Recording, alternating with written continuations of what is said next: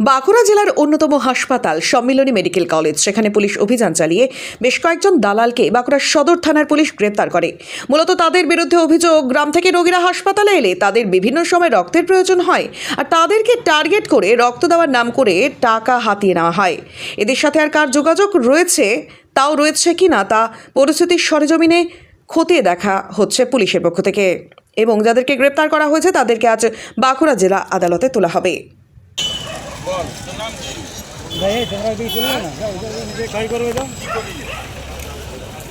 এখানে কি করছিস? কিসের জন্য?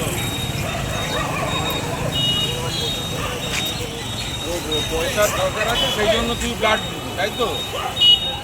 আর তোকে বললো ব্লাড লাগবে, তোর পয়সার দরকার আছে, সেই জন্য ব্লাড দিবি। কত টাকা নিবি? আর মোটামুটি কত টাকা নিবি? কত টাকা কথা হচ্ছে? আমার বললো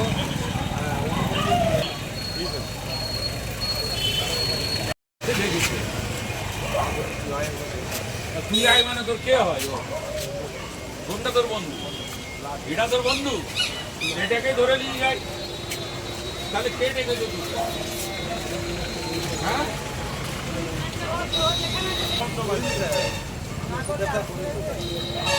হ্যাঁ, মেরে দুধ কতদিন ধরে এগুলো করছো?